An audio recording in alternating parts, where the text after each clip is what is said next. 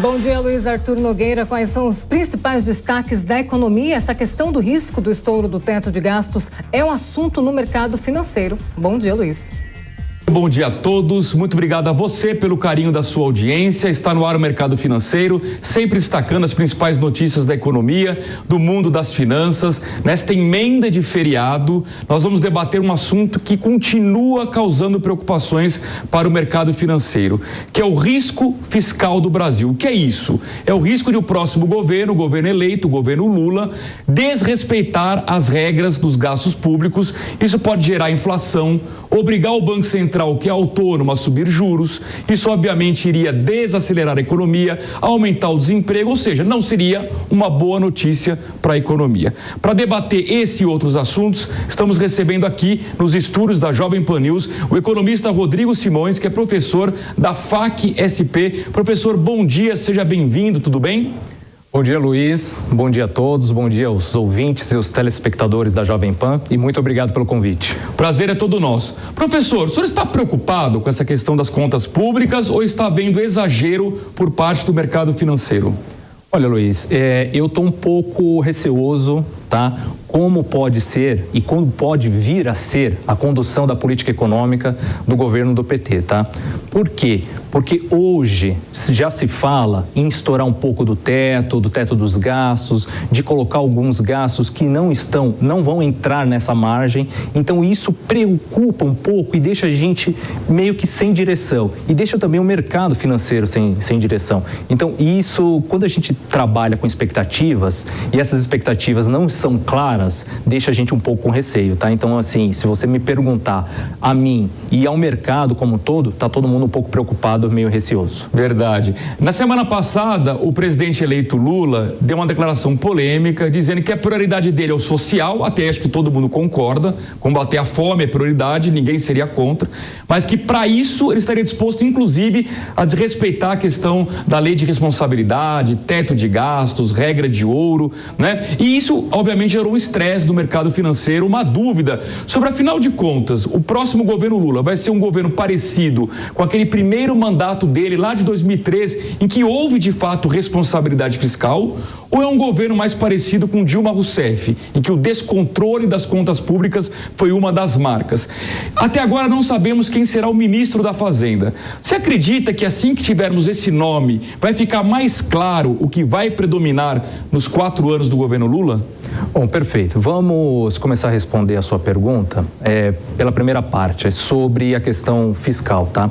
Então, assim, o que o governo Lula está prometendo com essa questão de não colocar alguns gastos, principalmente com questões do Auxílio Brasil, deixar fora do teto, isso é para poder cobrir uma parte de merenda escolar, tá? Farmácia popular e saúde indígena. É basicamente isso que ele quer tirar do teto. Então, com esses investimentos, com esses gastos em torno ali de 170, 175 bilhões, ele quer ter essa margem para poder cumprir farmácia, saúde indígena também e a parte de merenda escolar. Então, ele vai nessa linha, mas eu não sei se vai ser a mesma linha do primeiro governo do Lula, mas eu acredito que vai ser uma coisa mais parecida com o governo da Dilma Rousseff. O governo do PT, assim como a sua figura, o Lula, ele está testando os aliados, está testando ali as conversas e o mercado está procurando entender em que direção que ele está querendo ir, tá? Porque uma coisa que está nos deixando preocupado, assim como o mercado e o mercado de trabalho como um todo e o mercado financeiro, é de que forma que esse novo governo vai tratar a questão fiscal. Essa é a grande preocupação, porque nós não temos muito espaço para novos gastos do governo, tá? Uma vez que, se você for avaliar, já estamos com teto, com juros altos, tá? Já estamos ali no teto de gastos, no limite. Então, assim, fica muito difícil entender que tipo de manobra vai ser essa que o governo do PT está querendo direcionar para o país. Aliás, né, professor, durante a campanha eleitoral, eu dizia aqui na Jovem Pan News que os dois lados da disputa, estavam prometendo demais, prometendo que era praticamente impossível de ser cumprido porque não tinha espaço no orçamento. Então, houve a promessa de manutenção do Auxílio Brasil ou Bolsa Família, como queiram, de R$600, com mais R$150 por criança até 6 anos. Prometeu-se reajuste do salário mínimo acima da inflação, reajuste para todo o funcionalismo público que está há 2 anos com salários congelados. Quer dizer, prometeu também corrigir a tabela do imposto de renda e isentar todo mundo que ganha até R$5.000. São até promessas legítimas, ninguém seria contra isso, mas claramente não há espaço no orçamento. Além da questão do risco fiscal, que pode gerar inflação, juros, como o senhor mencionou, tem uma questão de que a sociedade brasileira não aguenta mais pagar imposto. Carga tributária está no limite. E a pergunta que eu lhe faço é a seguinte: qual é o risco de nós, sociedade brasileira, termos de pagar ainda mais impostos ao longo dos próximos 4 anos para sustentar tanta promessa e uma máquina pública que continua inchada? Exato, Luiz. Então, assim, é difícil. Quando vem um governo com essa proposta um pouco mais popular, os mercados, eles não ficam tão animados assim, tá? Porque a conta, basicamente, é o quê? O que se arrecada menos o que se gasta, que são a questão das receitas primárias e as despesas primárias. Então, é um governo que está trazendo para a gente um pouco de segurança em relação ao futuro.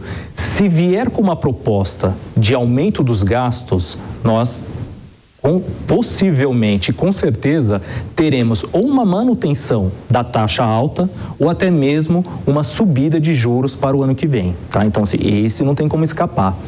Com o fiscal se deteriorando, isso vem inflação. Então, justifica o aumento da taxa de juros. Então, essas incertezas prejudicam muito a economia brasileira. Primeiro, porque o nosso nível de rating não é bom. Hoje nós temos um nível de rating, de grau de investimento, em nível especulativo. Já foi investment grade, mas hoje já não é mais. Então, isso não atrai investidor. E o mercado, o que ele deseja? Ele deseja ter confiança, ele deseja ter uma expectativa ali para poder ter segurança nas ações das empresas, nas ações da população. E assim mesmo, como você mencionou, o mercado ele está preocupado com essas promessas todas que o governo tem feito. Isso, como você bem mesmo disse, não tem problema nenhum. E é isso que se precisa. Reduzir os impostos para quem ganha menos, tá? Cuidado fiscal, ajudar quem precisa, isso está tudo certo. Mas a questão é, de onde vai sair o dinheiro? Aumentando mais gastos ou é melhor você fazer o quê? Um enxugamento da máquina pública? Essa que é a grande pergunta e discussão, porque um governo, quando está à frente dos holofotes, está em busca de votos. Então, assim, fica muito difícil para quem direciona, para quem administra as empresas e o próprio mercado financeiro, fica um pouco sem margem para tomar decisões. Então, isso prejudica bastante, Luiz. Professor, eu queria falar um pouquinho sobre o comércio, né? Comércio, setor de serviços, que estão tendo um bom desempenho neste ano de 2022. Até o setor de serviços é a locomotiva do crescimento. Mas eu queria olhar para o futuro, para o ano que vem. E nesse final de ano também. Tivemos um período bom para o comércio. Tem aí a Black Friday, tem uma Copa do Mundo, que pode ajudar alguns segmentos, pode eventualmente atrapalhar outros. Tem o período de Natal, que é muito favorável. E depois teremos o ano que vem, que é um ano recheado de incertezas. Qual é o seu prognóstico para o setor do comércio e de serviços? Olha, o setor de serviços e o comércio, basicamente, nesse final de ano agora, praticamente novembro e dezembro, apesar desses eventos de Copa, Black Friday e festas de Natal, vai ter ali um aumento ali regular das vendas, mas nada que seja tão grande que possa causar um grande impacto para trazer grande crescimento no nosso PIB. O nosso crescimento do Brasil, do nosso PIB, ele praticamente já está dado. É ali em torno de 2,6, 2,7 nesse ano aqui. Então, essas vendas e essa movimentação toda, ela praticamente já não vai ser tão assim de grandes efeitos. Então, se eu puder te afirmar ou pelo menos te dar uma posição, uma opinião, é isso. A gente vai ter ali uma movimentação de aumento de serviços e de comércio, mas nada que seja em grande escala.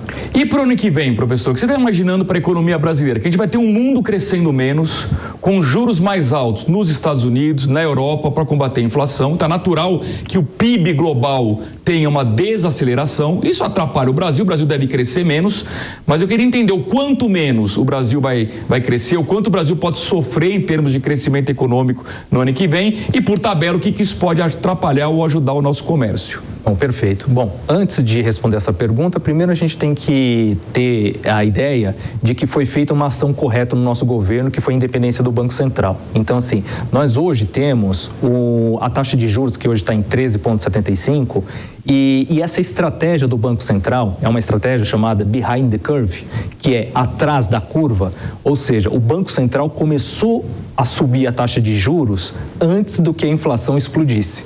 Por isso que hoje nós estamos com a taxa de juros alta, já em tendência de queda para 2023 e a inflação já arrefecendo bem. Hoje estamos com a inflação ali em torno de 5,5, 5,7.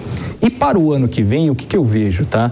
O Brasil para o ano que vem, ele praticamente vai andar de lado, tá? Junto com o mundo que vem entrando, por exemplo, a Europa, que pode vir a começar a entrar numa recessão.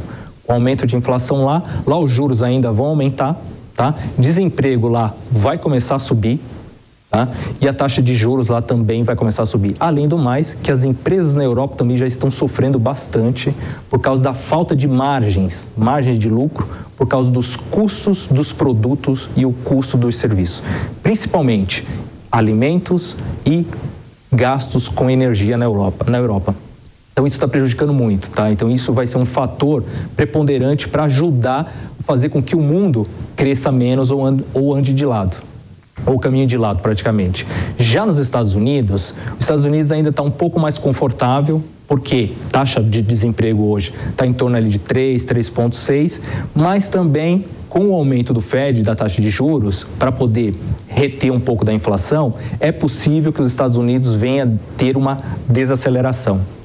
Enfim, e também contribuindo com a questão da China, que lá também está desacelerando por N fatores, todo esse arcabouço, todo esse conjunto de situações acaba trazendo para nós, para aqui no Brasil, que vai ser um ano difícil, é um ano de caminhar de lado, mas eu fico um pouco preocupado. Por quê? Porque o PIB, praticamente expectativa de 0,5 ponto percentual de crescimento. Renda do brasileiro está caindo. Apesar da taxa de desemprego ter diminuído nesses últimos anos, nesses últimos 2, 3 anos, a renda média salarial do brasileiro vem caindo. A inflação aparentemente vai ficar ali no teto da meta, na casa dos 5%. Mas isso o que significa? Com a taxa de juros alta por muito tempo, o crédito encarece e as pessoas passam a consumir menos.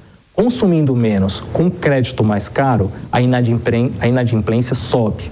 E aí, a inadimplência subindo, crédito caro, PIB baixo, a gente já conhece esse cenário, tá? Então, assim, eu acredito que o Brasil, ele vai acompanhar o mundo ali. Em alguns indicadores, o Brasil já está na frente, porque já fez alguns ajustes, principalmente na questão da taxa de juros, mas 2023 provavelmente é um ano em que o mundo vai caminhar de lado.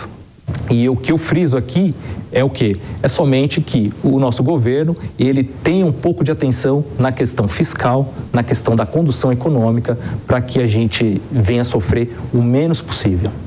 Muito bem, nós agradecemos a participação do economista Rodrigo Simões, professor da FAC-SP, que esteve conosco hoje aqui nos estúdios da Jovem Pan News. Professor, muito obrigado, um bom dia, até uma próxima oportunidade. Eu que agradeço, Luiz, pela oportunidade e muito obrigado a todos da Jovem Pan. E o programa Mercado Financeiro volta amanhã, feriado de 15 de novembro, ao vivo, com mais informações da economia e do mundo das finanças.